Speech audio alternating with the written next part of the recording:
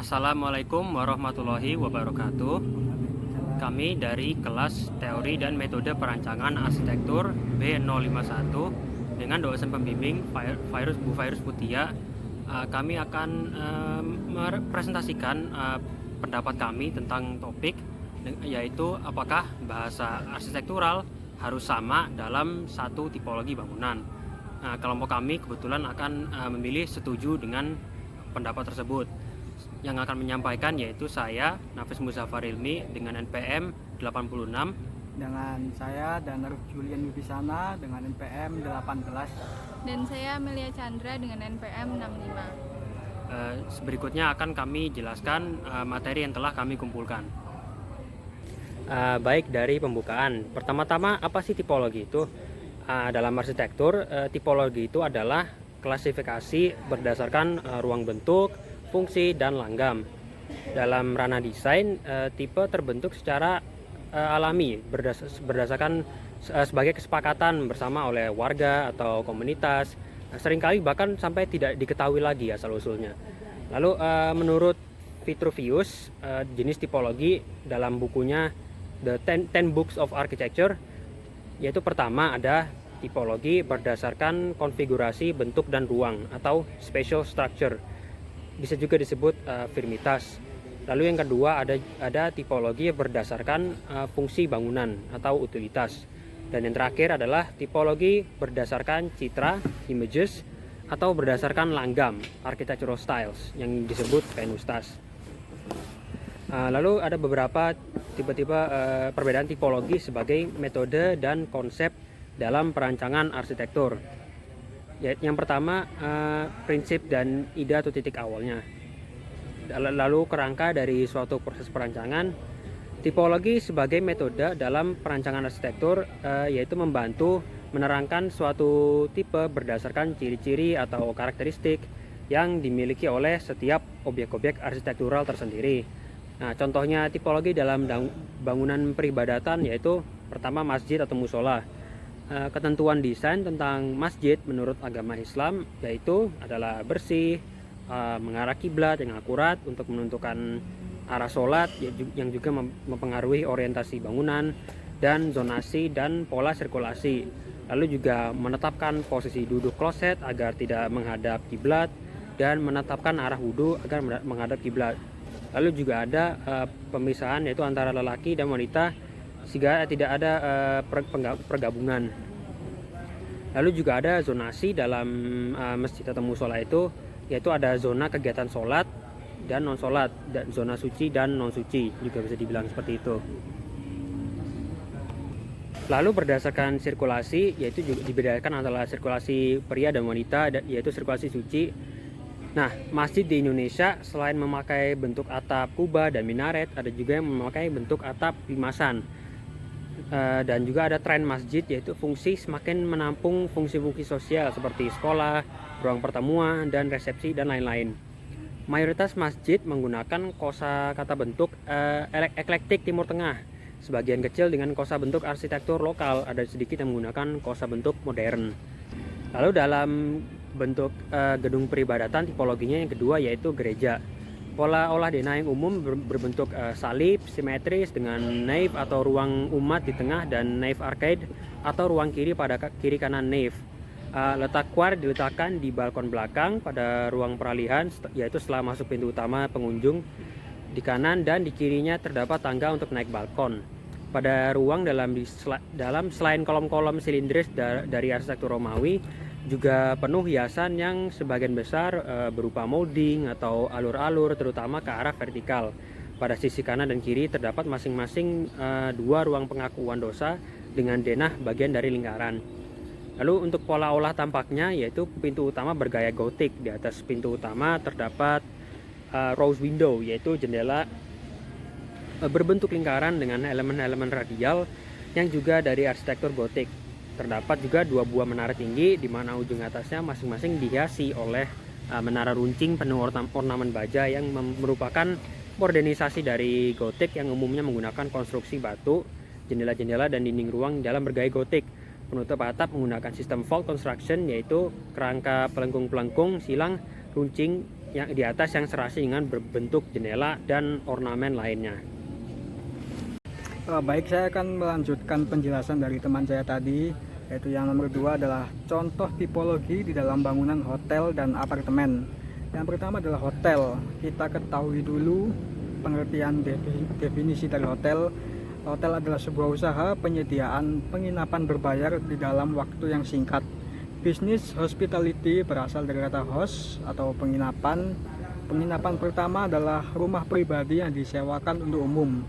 Klasifikasi hotel di Indonesia berdasarkan peraturan pemerintah Depar Postal yang dibuat oleh Dirjen Pariwisata dengan surat keputusan nomor 22 umum bab 6 tahun 1978 dengan isi sebagai berikut. Yang pertama adalah hotel dengan bintang 1, yaitu harus memenuhi kriteria dengan jumlah kamar standar dengan minimum 15 kamar totalnya, lalu kamar mandi berada di dalam kamar, lalu luas kamar sendiri berkisar standar berminimum 20 meter persegi. Lalu untuk hotel bintang 2, jumlah kamar standar minimum adalah 20 kamar jumlahnya, lalu jumlah kamar suite minimum 1 kamar, lalu kamar mandi sama juga berada di dalam kamar, lalu luas kamar mandi luas kamar standar minimum adalah 22 meter persegi dan luas kamar suite minimum adalah 44 meter persegi. Lalu adalah hotel bintang 3 dengan jumlah kamar standar minimum adalah 30 kamar dengan jumlah kamar suite minimum 2 kamar, 2 jumlah tadi. Lalu kamar mandi juga sama, berada di dalam. Lalu luas kamar standar minimum untuk kamar suite adalah 48 meter persegi dengan luas kamar untuk standar hanya 24 meter persegi. Lalu yang terakhir adalah hotel bintang 4 dengan jumlah kamar standar minimum adalah 50 jumlah kamar. Lalu jumlah kamar suite minimum harus memadai 3 kamar.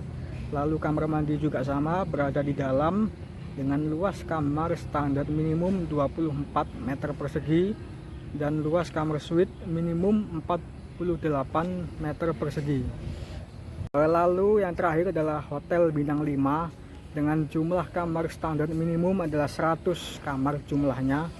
Lalu jumlah kamar suite minimum adalah 4 kamar, 4 unit. Lalu kamar mandi juga sama, berada di dalam juga. Luas kamar standar minimum adalah 26 meter persegi dan luas kamar suite minimum adalah 52 meter persegi. Kita masuk ke klasifikasi hotel berdasarkan plan. Yang pertama adalah Europe Plan Hotel. Bagaimana adalah cuma bayar tarif kamarnya saja. Lalu adalah yang kedua Continental Plan Hotel, yaitu adalah sebuah tarif kamar yang termasuk juga include dalam tarif sarapan. Lalu yang ketiga adalah Modified American Plan Hotel, adalah sebuah tarif kamar termasuk tarif 2 kali makan. Jam bisa dipilih sesuai keinginan customer. Lalu adalah yang terakhir Full American Plan Hotel, yaitu adalah sebuah tarif kamar termasuk dengan 3 kali makan. Lalu kita masuk ke klasifikasi hotel berdasarkan jenis pengunjung.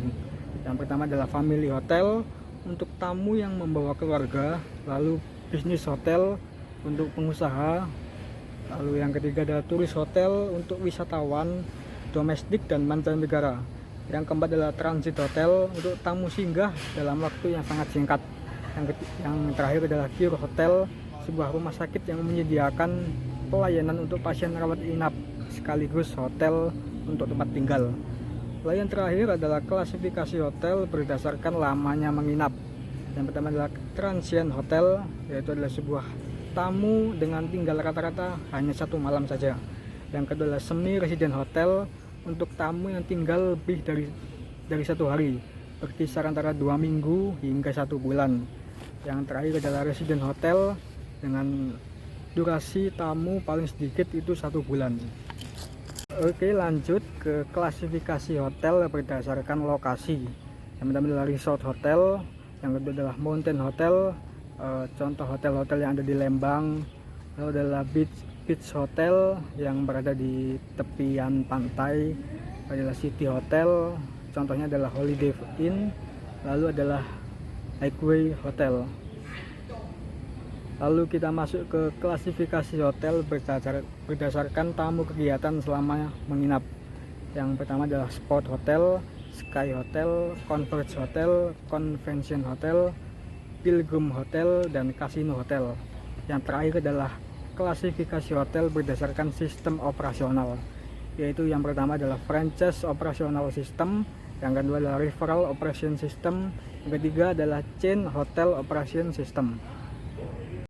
Baik, saya akan melanjutkan penjelasan dari teman saya selanjutnya, yaitu tipologi sarana pendidikan. Pendidikan adalah usaha sadar dan terencana untuk mewujudkan suasana belajar dan proses pembelajaran agar peserta didik secara aktif mengembangkan potensi dirinya untuk memiliki kekuatan spiritual keagamaan, pengendalian diri, kepribadian, kecerdasan, akhlak mulia, serta keterampilan yang diperlukan dirinya, masyarakat, bangsa, dan negara. Sekolah yang pertama adalah Akademi Plato di Yunani. Akademi Plato lebih seperti forum diskusi tanya-jawab untuk membahas berbagai macam persoalan seperti filsafat, demokrasi, dan sebagainya. Akademi ini berawal dari ide Socrates dan salah satu murid Plato yaitu Aristoteles yang menjadi bapak tipologi. Sekolah di Arab sendiri disebut madrasah, yang berarti sekolah di pelataran masjid. Sekolah berawal dari pendidikan agama yang kemudian berkembang menjadi pendidikan privat di rumah guru atau guru yang mendidik secara privat di rumah si anak. Sistem pendidikan di RI menurut Undang-Undang Sisdiknas tahun 2003 menjelaskan bahwa pendidikan formal yaitu pendidikan dasar SD dan SMP, pendidikan menengah yaitu sekolah menengah atas dan sekolah menengah kejurusan, dan pendidikan tinggi yaitu akademi, sekolah tinggi, institut, dan universitas. Untuk pendidikan non-formal yaitu kursus dan keterampilan, pendidikan informal yaitu pendidikan keluarga, pesantren, perguruan, dan PAUD. Berikut adalah tipologi bangunan sekolah. Yang pertama ada satu kampus dengan satu jenjang yaitu TK saja, SD saja, SMP saja, dan sebagainya. Ada pula satu kampus lebih dari satu jenjang, seperti dalam satu bangunan itu ada TK, SD, SMP, SMA, atau SMK. Selanjutnya yaitu sekolah inklusif, yaitu sekolah umum yang terbuka untuk siswa difabel. Dan yang ketiga ada sekolah bagian dari bangunan yang lebih besar seperti apartemen, shopping mall seperti contohnya Universitas Pelita Harapan yang berada di Mall Cito, rumah ibadah, komplek industri, dan sebagainya. Yang keempat ada sekolah bagian dari perumahan, misalnya pesantren, sekolah asrama, atau boarding school. Yang kelima, sekolah yang dipisahkan antara siswa pria dan wanita. Selanjutnya ada tipologi sarana perbelanjaan dan komersial. Di sini sarana perbelanjaan dan komersial yang dibahas adalah bangunan tempat di mana dilakukannya transaksi jual beli terutama barang, dan terkadang ada jasa seperti nail art, salon, spa, dan massage. Berikut merupakan klasifikasi pusat perbelanjaan. Yang pertama yaitu berdasarkan aspek perkotaan atau jangkauan pelayanan. Ada neighborhood center, biasanya melayani 5.000 sampai 40.000 jiwa dengan luas site 3 sampai 10 hektar. Ada community center, biasanya melayani 40.000 sampai 150.000 jiwa dengan luas site 10 sampai 30 hektar. Dan main center atau regional center biasanya melayani lebih dari 150.000 jiwa dengan luas site 30 sampai 90 hektar. Selanjutnya, berdasarkan cara pelayanan. Yang pertama yaitu shopping existing personal service. Biasanya dilayani oleh pelayan dan bayar langsung ke pelayan. Dan yang kedua ada self selection, yaitu pembeli mengumpulkan barang ke pelayan lalu meminta bon, setelah itu bayar ke kasir seperti Matahari Department Store. Dan yang ketiga ada self service, pembeli mengambil barang lalu ditaruh ke kereta dorong dan langsung dibawa ke kasir untuk bayar seperti Superindo, Lotte Mart, dan sebagainya. Selanjutnya yaitu berdasarkan bentuk fisik. Yang pertama yaitu market, seperti rangkaian stall, dan booth seperti pasar dan bazar. Dan selanjutnya ada shopping street, yaitu toko berderet di kedua sisi jalan. Selanjutnya shopping precinct, yaitu toko membentuk lingkaran yang bebas dari kendaraan, biasanya ada di dalam perumahan yang sengaja membentuk semacam shopping street, kurang lebih seperti ruko perbelanjaan. Dan selanjutnya ada department store, kumpulan beberapa toko yang berada di bawah satu atap bangunan seperti Matahari Department Store. Dan ada supermarket, menjual bermacam-macam barang dengan menerapkan self-service seperti Superindo, Lotte Mart, dan lain-lain. Selanjutnya ada shopping center, bangunan atau kompleks pertokoan yang terdiri atas toko-toko yang disewakan atau dijual, contohnya seperti Pondok Indah Mall, Pakuan Trade Center, dan lain-lain. Dan ada shopping mall, yaitu bangunan atau kompleks pertokoan yang memilih sistem selasar di sepanjang toko-toko yang menerus. Contoh bangunan mall yang lagi ngetren di Bandung yaitu 23 Pascal Mall. Dan yang terakhir ada plaza. Jika mall rata-rata hanya memiliki kurang lebih 3 lantai, sementara plaza memiliki lebih dari 3 lantai seperti Tunjungan Plaza, Sensi atau Senayan City, Gandaria City, dan lain-lain. Selanjutnya ada tipologi sarana rekreasi. Rekreasi yaitu sebuah kegiatan yang dilakukan oleh seseorang guna melakukan penyegaran kembali jasmani dan rohani setelah beraktivitas seperti bekerja dan lain-lain. Pada umumnya dilakukan pada saat akhir pekan atau hari libur.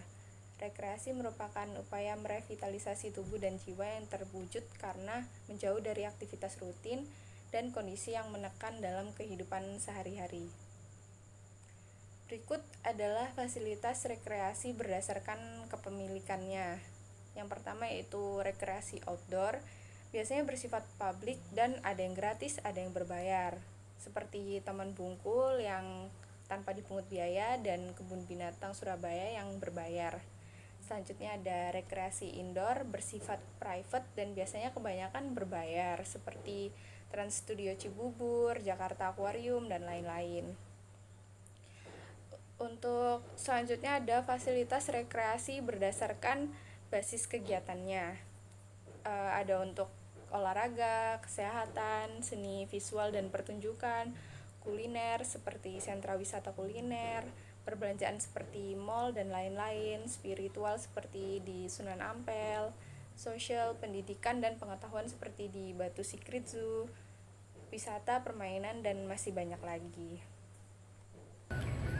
Oke, baik. Jadi dari penjelasan tadi, apakah bahasa arsitektural itu harus sama dalam satu tipologi? Menurut kami adalah iya, karena suatu tipologi bangunan memiliki karakteristik yang khusus terhadap tipe bangunan tersebut. Misalnya gedung perkantoran pencakar langit sering memiliki karakteristik yaitu atap yang datar atau mungkin miring, dan juga kolom yang sentral yaitu yang menopang struktur bangunan dari tengah. Biasanya fasilitas seperti lift itu diletakkan di tengah ini.